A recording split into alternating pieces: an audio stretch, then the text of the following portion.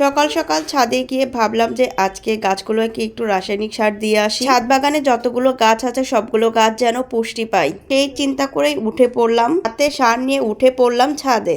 ছাদে গেলে আলাদা রকম একটা শান্তি পাই।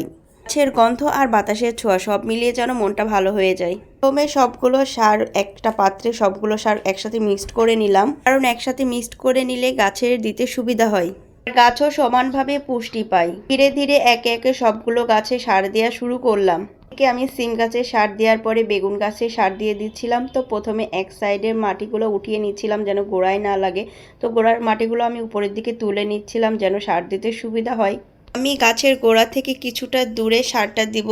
প্রত্যেকটা গাছে সার দেওয়ার সময় মনে হচ্ছিল যে নিজের বাচ্চাদের যেভাবে যত্ন করি সেভাবে যেন গাছগুলোর যত্ন নিচ্ছি। সিম গাছটা যদিও বেশ বড় হয়েছে কিন্তু এখনও সিম ধরা শুরু করেনি, তার কারণের জন্য আমি সারটা দিয়ে দিচ্ছি। হয়তো এই সারটা দেওয়ার পরে কিছুদিন পরে হয়তো ফুল চলে আসবে আর ফুল থেকেই সিম ধরা শুরু করবে। তো বছর এই জায়গাটায় আমি সিম গাছ লাগিয়েছিলাম, মাশাআল্লাহ এই সিম গাছ থেকে অনেকগুলো সিম পেয়েছিলাম। এই বছর সেভাবে সিম ধরবে কিনা বুঝতে পারছি না, কারণ গত বছর এর আগেই সিম ধরা শুরু হয়ে গিয়েছিল, বাট এবছর এখনো পর্যন্ত সিম ধরেনি। এরপর টমেটো গাছগুলোতেও সার দিয়ে দিচ্ছিলাম। 5 লিটারের যে ছোট ছোট জারে মানে হচ্ছে তেলের কন্টেনারে যে গাছগুলো লাগিয়েছিলাম তাতেও সারটা দিয়ে দিলাম। এবার শশা গাছগুলোতে সার দেওয়া শুরু করলাম, কারণ এই গাছগুলো খুব দ্রুত বাড়ে, এই জন্য ওদের একটু বাড়তি যত্ন দরকার। তার জন্য আজকে তাদেরকে সার দিয়ে দিলাম যেন একটু যত্ন পাই। আমি এখানে শুধু নার্সারি থেকে শশার চারায় নিয়ে এসেছিলাম। দেখেন এখানে কিভাবে উচ্চে গাছ হয়ে গিয়েছে, হয়তো বা এখানে কোনো সবজির বীজ ফেলেছিলাম আর তার থেকে উচ্চে গাছ হয়ে গিয়েছে। এদিকে তো রোদ উঠে গিয়েছিল আর প্রচণ্ড গরমও লাগছিল, তো তার ভিতরে কাজটা করছিলাম। এদিকে হচ্ছে বরবটি গাছের গোড়ায় অনেক বেশি আগাছা জন্মে গিয়েছিল, তো সেগুলো হচ্ছে পরিষ্কার করে দিচ্ছিল। যদিও আমি সবসময় আগাছাগুলো পরিষ্কার করে দিই, বাট এই গাছের আগাছাটা পরিষ্কার করা হয়নি, তার জন্য বরবটি গাছের আগাছাগুলো পরিষ্কার করে ওখানে কিছুটা সার দেওয়া হয়েছে।